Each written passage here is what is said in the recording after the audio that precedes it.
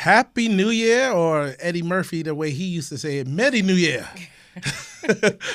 We're in 2018, the first show of 2018. I'm feeling really good. Had a great New Year's watching the ball drop and just setting new resolutions, or really just setting life resolutions that we have to stick with throughout the year. I'm really excited. I'm glad this is the first show, and I figured you listen every single week, and I had all men on the show. For the last 5 or 6 shows, I had all men. I said, this is what I'm going to do for 2018. I'm going to kick off the month or the year with dynamic women. And the reason being, because women bring a lot to the table. They bring a lot to the table when it comes to life, money, relationships, everything that you need to know. So I figured, why not have a dynamic sister that I know, that I met some years ago through Facebook, I think it was. Yeah, we met through Facebook and just connected, and met her husband, and him and I just clicked, and it's just, we had a working past, and who knew we had a working past, I know, right? but we came together, and it's just, one of the reasons why I moved down to Charlotte is because of them too, and because I knew it was going down there, I wouldn't be just alone. So I got some friends. So I have the honor right now, and first of all, you're listening to the Swiss Money Hour. I'm your host, LJ Shepard, and I have the honor and the privilege to introduce Rachel Davis. Now, if you don't know who Rachel Davis is, you're about to know her right now, because she is Miss Everything. Relationship whisperer, that's one. She's an author, a speaker, master confidence coach. Everything that you need, she has, coming from a woman's perspective to help better yourself going forward in especially relationships. Absolutely. Now, this is going to be an interesting conversation, because I know I usually do a roundtable discussion. I have 2 guests, and we usually just have a roundtable discussion. Mm-hmm. But I wanted to give you the whole hour. I said, nope, we're going to set this off right and give you the whole hour and just pick your brain on things that we need to do, especially when it comes to money and relationships. So first of all, please introduce yourselves. Tell us a little bit about Rachel Davis, what makes you get up in the morning and things like that, so the listeners could understand who they're talking to right now. Awesome. Well, Mr. LJ Shepard, Thank truly you. is an honor and a pleasure to be on your show today. And couldn't think of a better place to start off and kick off the new year than with a wonderful person such as yourself. So thank you. Thank you.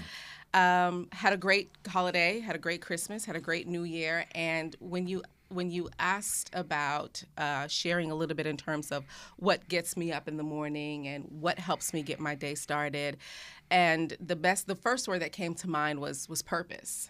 Okay. Living that purpose-filled life, that purpose-driven life, knowing and understanding that you have a seed of greatness within you. We all have that seed of greatness within us. But in most cases, we don't necessarily have the opportunity to enable that seed of greatness that God placed within us to grow and cultivate. Whether we're just not in the right environment, we're not associated with the right people, we're not learning the appropriate information, we're not putting ourselves in the proper environment to allow that seed of greatness to flourish and to come to fruition.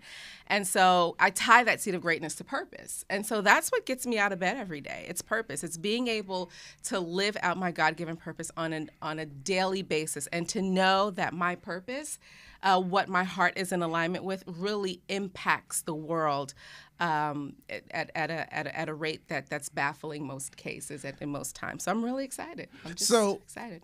And that's good. Well, first of all, how was your New Year? My New Year was great. Quiet New Year at home, as I typically do. Husband and I, cuddled up watching the crown drop here in Charlotte. With the 2 dogs? They weren't cuddled with us. But with 2 dogs. They were yes, the 2 doggies. They were somewhere in the house, cuddled up against one another, probably for sure. And your dogs are definitely cute. Thank you. I haven't heard the end of it with buying a new dog for the family. Oh, Ever since well, wifey saw your dogs. really? Yes. You can come over and you can take both of them and keep them for as long as you want. Oh, see, don't say that. don't say that at all, because that's going to happen, and then I'm like, okay, I got 2 more kids. Exactly. But these children aren't potty trained. No, I'm just... All right, let me reel this back in. Just gotta take them outside every couple hours. Yes, I understand.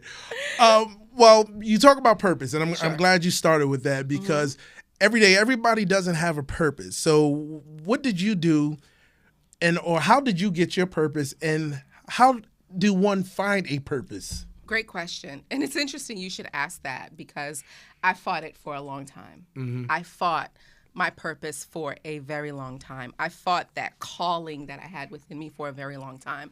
And I fought it simply because I was deathly afraid of what other people would think. I was afraid about how other people would perceive me.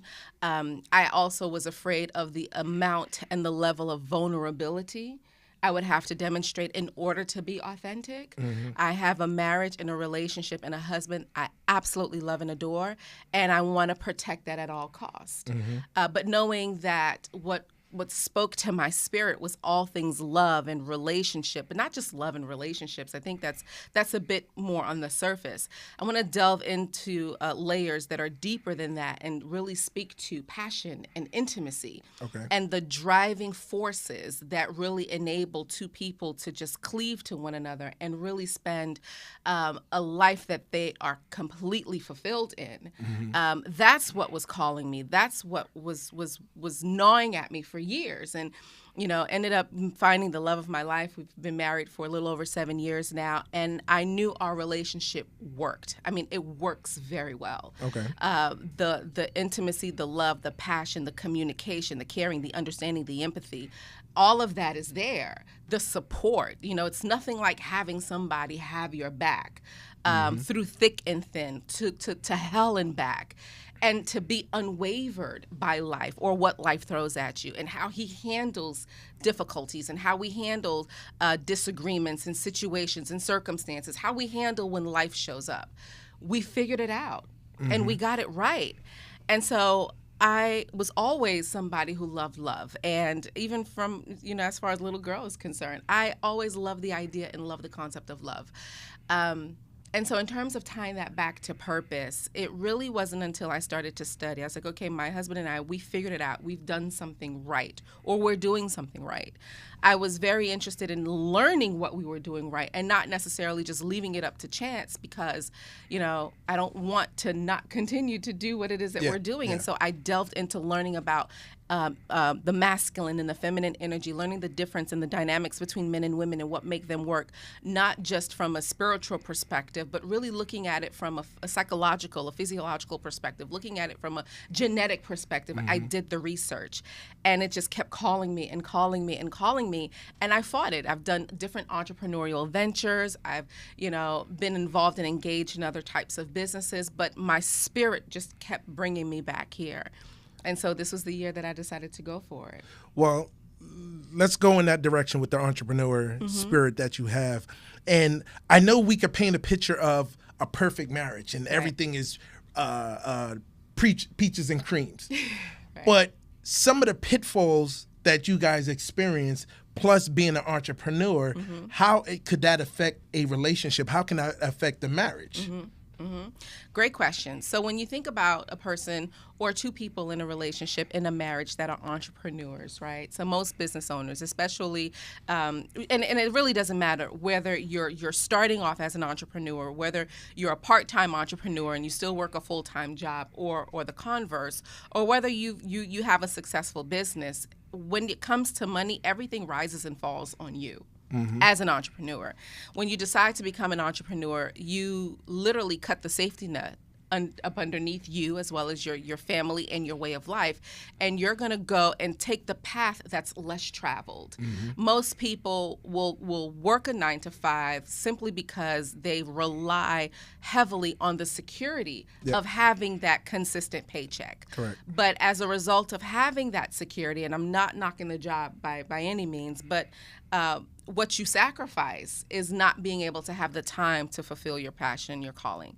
And so when you remove that security from a financial perspective, things can get tough. Times within the household or within a relationship, within a marriage, it can get very lean. And you really have to have a very strong foundation from a relationship perspective to be able to work through the lean times. One of my mentors in life, he said, everything in life is temporary. He was like, that's warning to the rich and that's good news to the poor. Everything in life is temporary. Mm-hmm. And so if you address having to go through those lean times as a couple and understanding that this is temporary and this is just a temporary sacrifice that we need to make in order for us to achieve our greater picture for ourselves and our family, then you can withstand the storm that comes as a result of that. Being an entrepreneur is not easy. And if you're an entrepreneur, but let's say your spouse doesn't have that entrepreneurial mindset, they're not entrepreneurially driven in that way, they're going to sit there and look at you and say, you need to go get a job. Yeah. Like these bills need to get paid. Yeah. These babies need to eat. Yep. You need to go get a job. Like, I don't know what this little thing here that you're doing, yep. But it's not working. But when you think about men and when you think about the dynamics of men, you see men don't try, they do. Correct. Whatever it is a man set his mind to do, he will do. Women, we're conditioned and we're used to trying.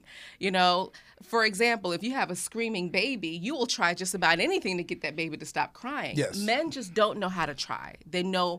All they know is to do.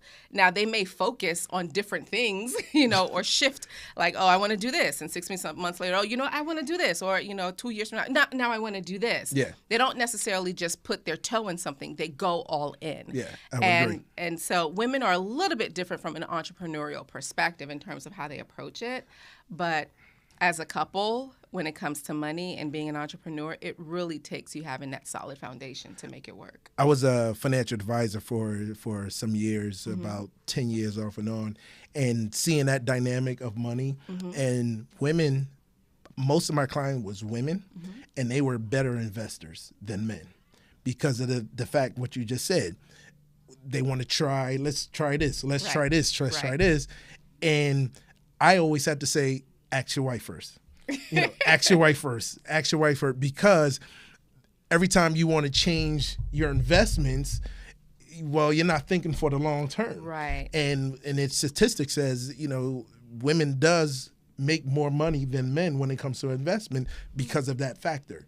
Their accounts, you set it up and you start it, and women will not think about it ever again. Right. And I used to get a lot of old 401ks rolling over from women. It's like, where you get it? Well, I just put it in. I started it, and here it is. But their husbands was a lot less because they always try to change things up. So as you can see, this is going to be a very intense hour because we're going to go into the money part of things. Right.